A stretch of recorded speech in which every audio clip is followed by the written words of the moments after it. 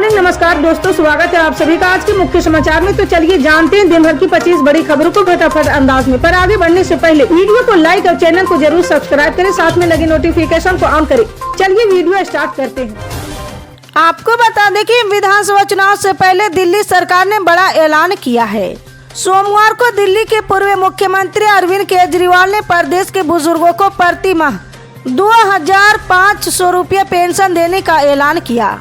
जी हां, केजरीवाल ने कहा कि योजना के ऐलान होने के 24 घंटे में ही 10,000 आवेदन आ चुके हैं। साथ ही उन्होंने कहा कि वो जहां भी जा रहे हैं वहां बुजुर्गों के द्वारा पेंशन शुरू करने की मांग की जा रही। जानकारी के अनुसार पेंशन योजना से करीब 8,000 बुजुर्गों को फायदा मिलेगा।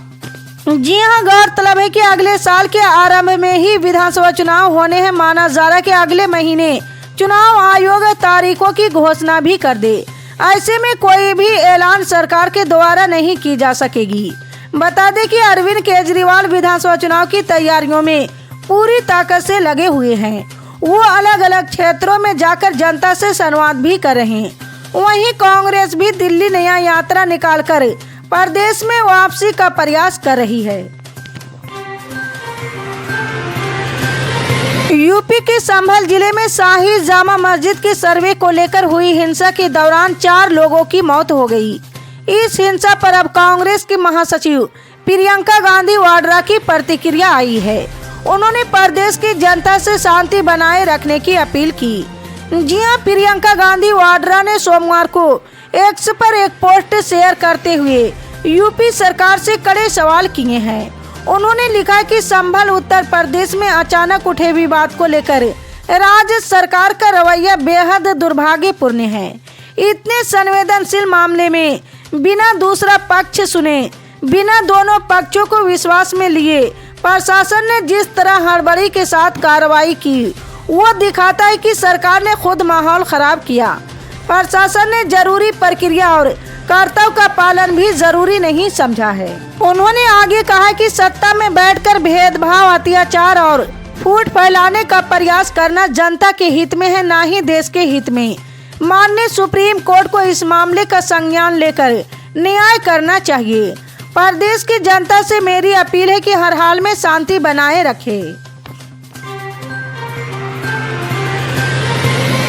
जमीयत उलमाए हिंद के अध्यक्ष मौलाना अरशद मदनी ने प्रधानमंत्री नरेंद्र मोदी के उस बयान पर भड़क गए जिसमें प्रधानमंत्री नरेंद्र मोदी ने कहा है कि वक्फ कानून का संविधान में कोई स्थान नहीं है। जी हां, रविवार को उन्होंने पटना में आयोजित संविधान बचाओ एवं राष्ट्रीय एकता सम्मेलन में कहा कि कल को तो पीएम मोदी रोजा, नमाज, जकात और हज पर भी प्रतिबंध लगा देंगे। जी हां, अरशद मदनी ने प्रधानमंत्री नरेंद्र मोदी के बयान पर हैरानी जताते हुए कहा कि कल वो ये भी कह सकते हैं कि नमाज, रोजा, हज और जकात का उल्लेख संविधान में कहीं नहीं है, इसलिए इन पर प्रतिबंध लगाया जाना चाहिए। उन्होंने कहा कि हमें प्रधानमंत्री से इतने कमजोर बयान की उम्मीद नहीं थी। अगर उन्हें इसके बारे में कुछ नहीं पता है तो वो संविधान के जानकार लोगों से इस बारे में जानकारी ले सकते हैं।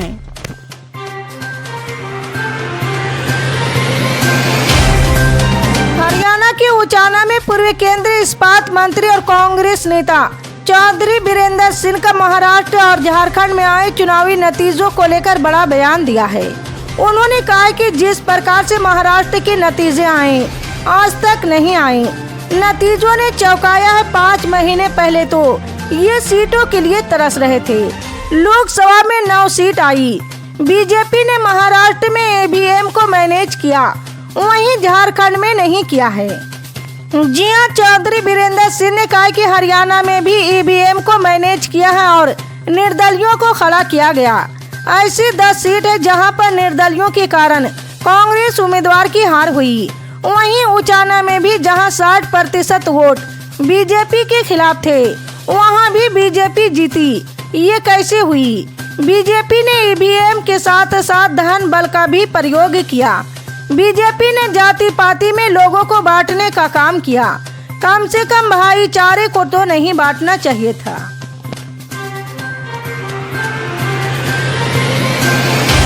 यूपी के संभल जिले में रविवार को शाही जामा मस्जिद के सर्वे के दौरान हुई हिंसा पर संभल से सपा सांसद जियाउर रहमान बर्की की प्रतिक्रिया सामने आई है। उन्होंने इस हिंसा को पूर्व नियोजित बताया। जी हां, सपा सांसद जियाउर रहमान बर्की ने मीडिया से बात करते हुए कहा है कि ये एक प्री प्लान घटना है और अफसोस की बात यह कि प्रदेश और देश के अंदर मुस्लिम समाज के लोगों को टारगेट करके काम किया जा रहा है। इससे ज्यादा बुरा हाल आजादी के बाद कभी नहीं हुआ होगा। जिस प्रकार से पैसेज ऑफ वर्सेस एक्ट का उल्लंघन किया जा रहा है, जब संसद ने 1991 में एक कानून बना दिया कि 1947 से पहले के जितने भी धार्मिक स्थल अस्तित्व में हैं, उनके साथ किसी प्रकार की कोई छेड़खानी नहीं होगी, लेकिन इसके बावजूद जगह जगह याचिकाएं दायर की जा रही है और उसी दिन आदेश भी दिए जा रहे हैं।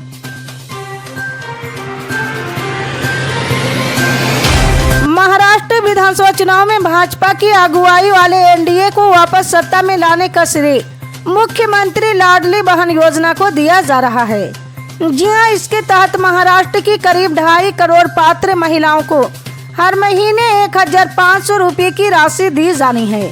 ये घोषणा तो खैर चुनाव के पहले की थी, जबकि चुनाव जीतने पर इस राशि को बढ़ाकर 2100 रुपये प्रति माह करने का वादा भी किया गया था।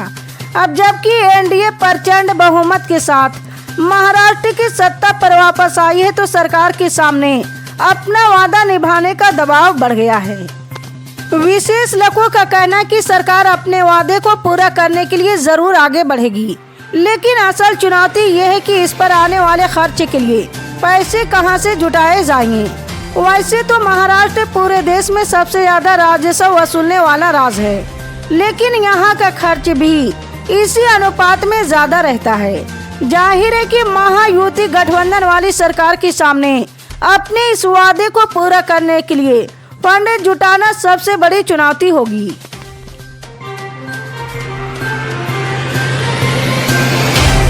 इधर चुनाव खत्म और उधर सीएनजी के दाम में सोमवार को हो गई बढ़ोतरी। जी हां, मुंबई सहित देश के कई शहरों में सीएनजी की कीमत में 2 रुपये प्रति किलोग्राम की बढ़ोतरी कर दी गई। यहाँ अब सीएनजी की कीमत 77 रुपये प्रति किलोग्राम है। लेकिन गौर करने वाली बात यह है कि देश की राजधानी दिल्ली में कीमतों में कोई बदलाव नहीं किया गया। पीटीआई की खबर के मुताबिक सिटी गैस कंपनियों ने ये जानकारी सोमवार को दी है। जी हां, चुनावी राज दिल्ली में उपभोक्ताओं को फिलहाल इससे छूट दी गई।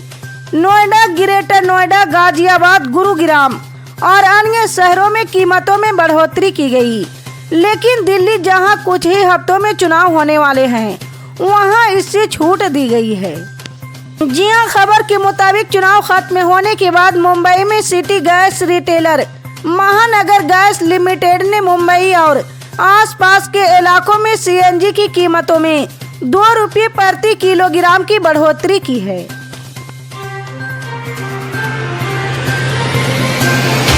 भारतीय मौसम विभाग ने इस सप्ताह के लिए कई मौसम संबंधी चेतावनियां जारी की है। बंगाल की खाड़ी के दक्षिण पूर्व और पूर्वी भूमध्य रेखीय हिंद महासागर के ऊपर एक लो प्रेशर एरिया के कारण विभिन्न क्षेत्रों में भारी वर्षा और कोहरा छाने की संभावना है। आईएमडी के अनुसार तटीय तमिलनाडु और पुडुचेरी में 25 से 27 नवंबर तक भारी से बहुत भारी वर्षा होगी, जबकि 28 नवंबर को कुछ स्थानों पर भारी वर्षा का पूर्व अनुमान है। और उत्तरी राज्यों में घने कोहरे की स्थिति के कारण दृश्यता बाधित होने की उम्मीद है। खासकर सुबह के समय आईएमडी ने 27 से 29 नवंबर के लिए पंजाब, हरियाणा और चंडीगढ़ के लिए कोहरे की चेतावनी जारी की। हिमाचल प्रदेश में 28 नवंबर तक घना कोहरा रहने का अनुमान है, जबकि उत्तर प्रदेश में 28 से 30 नवंबर तक ऐसे ही स्थिति हो सकती है। प्रभावित क्षेत्रों के निवासियों को सावधानी बरतने और तदनुसार योजना बनाने की सलाह दी गई, क्योंकि मौसम यात्रा और दैनिक गतिविधियों को प्रभावित कर सकता है।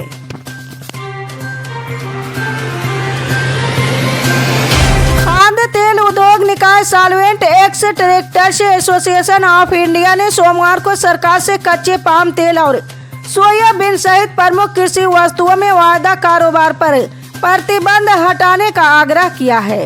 एसईए का कहना है कि इससे उसके सदस्यों पर भी प्रभाव पड़ रहा। पीटीआई की खबर के मुताबिक ये प्रतिबंध पहली बार दिसंबर 2021 में 7 कृषि वस्तुओं पर लागू किया गया था, जिसे कई बार बढ़ाया जा चुका है और वर्तमान विस्तार 20 दिसंबर 2024 तक है। इसी तरह की पल पल के अपडेट जानने के लिए जुड़े रहे हमारे MSP न्यूज के साथ। मिलते हैं अगली बड़ी खबर में, तब तक के लिए जय हिंद।